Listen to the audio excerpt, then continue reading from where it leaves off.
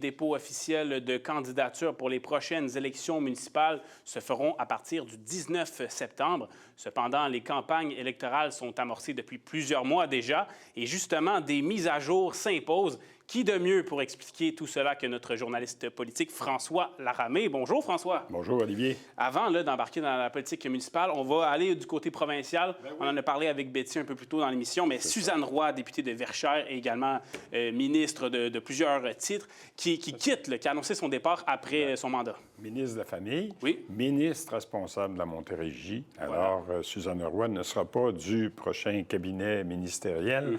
Ça laisse des sièges disponibles. Évidemment, elle était à Verchères. Elle dit qu'elle s'en va, qu'elle pense à la retraite. Sur notre territoire. 63 ans. C'est un petit peu jeune. Peut-être qu'elle lit, elle aussi, les sondages qui font en sorte que demain matin, s'il y avait des élections au Québec, au niveau provincial, il resterait entre 0 et 6 députés de la CAQ dans le Québec au complet. Voilà. Alors, ici, sur la Rive-Sud, quand tu regardes l'agrégation des sondages, tous les députés de la CAQ y passent. Cela dit, il va falloir que le gouvernement ait un nouveau... Un remplaçant ou une remplaçante, voilà. Un ministre responsable de la Montérégie. Il y a déjà une rumeur qui circulerait à l'effet que Yann Lafrenière, notre député de Vachon, serait peut-être dans le collimateur pour la remplacer.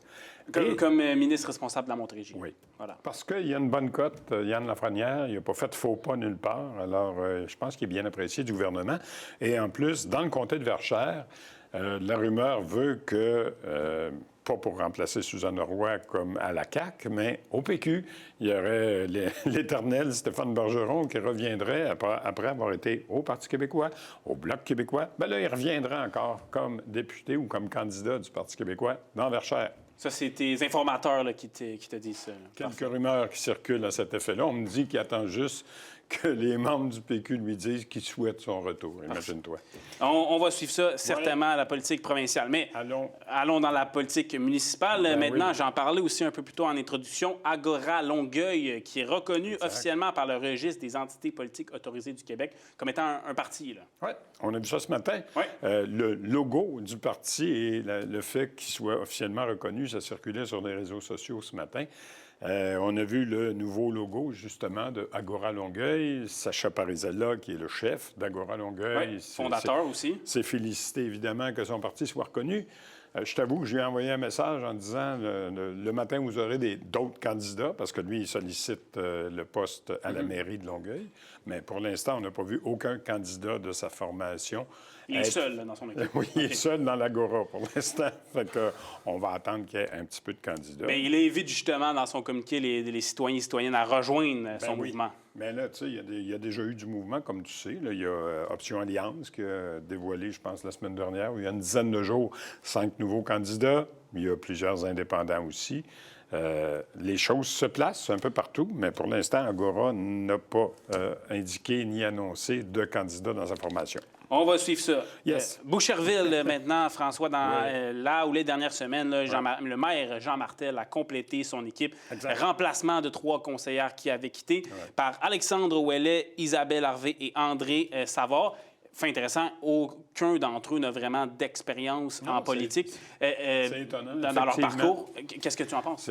C'est étonnant. Puis, tu sais, moi, je suis natif de Boucherville. Je suis la politique depuis quelques années, tu t'en doutes. Je connais pas ni l'un ni l'autre de ces candidats. Des gens qui n'ont pas d'expérience. Certains se demandent qu'est-ce qui a guidé les choix de M. Martel, du maire Jean Martel, pour choisir ces candidats-là, parce qu'il y en a un, je pense, qui est musicien, l'autre a fait dans la... M. Ouellet est musicien, Et M. Ouellet est musicien. La dernière, André Savard, qui a été dévoilée la semaine dernière, elle a fait dans le pharmaceutique. Alors... C'est des gens qui semblent avoir une petite implication dans la communauté, mais je te précise et je t'avoue que la semaine prochaine, je vais recevoir le maire de Boucherville, Jean Martel, à l'émission pour savoir justement qu'est-ce qui a guidé son choix pour ces 3 candidats. Ce sera très intéressant à suivre. Et là, finalement, est-ce qu'il y a de l'opposition à Boucherville ou pas? Qu'est-ce qu'on sait par rapport à ça? Je sais pas, je pense que je t'en ai parlé la dernière fois. Il y avait un seul candidat dans le vieux Boucherville qui avait indiqué son intention, qui s'appelle René Lafleur, parce qu'il circulait sur les réseaux sociaux lui aussi. Il avait signifié son intention de se présenter comme candidat indépendant dans le secteur du vieux Boucherville. Mais un de ses derniers messages, justement, sur les réseaux sociaux, indiquait qu'il était pour attendre à la dernière minute avant de déposer sa candidature pour voir s'il n'y en aurait peut-être pas d'autres qui se présenteraient aussi. Alors, c'est un peu nébuleux comme stratégie. Pour l'heure, il n'y a pas d'autres candidats ou candidates. Puis tu l'as bien dit tantôt, les mises en candidature, ça débute le 19 septembre, ça se termine le 3 octobre. C'est demain. Donc, ça va aller vite. Là. Oui, donc M. de Boucherville, là, c'est jusqu'au 3 octobre qui peut attendre ou on ne sait pas trop. Maximum, okay. Effectivement. Côté Saint-Lambert. Voilà. Saint-Lambert. On a la conseillère Stéphanie Véraud. On sait qu'il y a eu tout l'imbroglio avec la mairesse. Un long litige juridique. Ça s'est retrouvé à la commission municipale. Chacun s'accusait mutuellement. Là, finalement, les accusations sont plus ou moins tombées contre ces gens-là. Stéphanie Véraud, donc, qui est déjà conseillère municipale, on sait que c'est une féroce adversaire de la mairesse actuelle, Pascale Mongrain. Elle a annoncé qu'elle sollicitait un deuxième mandat. Le dernier mystère qui reste à éluder, c'est celui de Loïc Blanquart, qui, selon, encore là, toutes les rumeurs, voudrait qu'il se présente à la mairie de Saint-Lambert. Mais ça non plus, c'est pas fait. Pas officiel encore. Ben non, c'est pas fait. Et Stéphanie Véraud s'est fait imputer un manquement. Là, on parlait du litige juridique. Exact. Qu'est-ce qui se passe avec ça quand on a un manquement? On peut continuer de siéger au conseil? C'est quoi les conséquences? Elle a eu un blâme parce qu'elle elle avait assisté à une réunion en virtuel alors qu'elle avait dit qu'elle n'y était pas. Voilà. Mais elle a assisté quand même à la réunion. Via la résidence de Loïc Blanquart. En plus, comme tu sais. Il arrive qu'elle a eu un petit blâme, mais c'est une tape sur les doigts. Puis la vie continue. Non, même pas. Même pas d'amende. Okay. Réprimande. Voilà. La course est donc bel et bien entamée entre l'opposition, en fait, entre Mme Véraud et Mme Mongrain. Puis rapidement, Saint-Bruno de Montarville, la semaine dernière, c'est Louis Mercier, conseiller municipal, qui a officialisé sa candidature à la mairie. Il est seul, il est indépendant. Il a tenu quelques propos qui étaient un peu... bizarre parce qu'il disait que lui était au-dessus des affaires courantes de la ville. Il avait des préoccupations supérieures.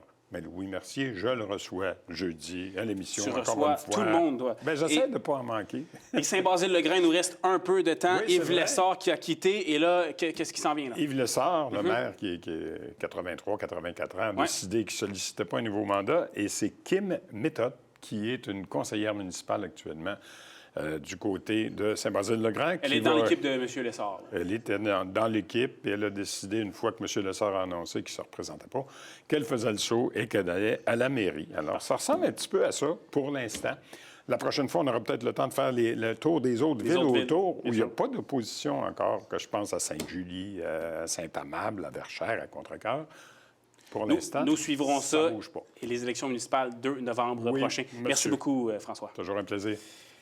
C'est ce qui conclut l'émission. On se retrouve mardi 17h parce que je vous rappelle, nous recommençons nos 4 émissions semaine. C'était donc Info Rive-Sud. À la prochaine.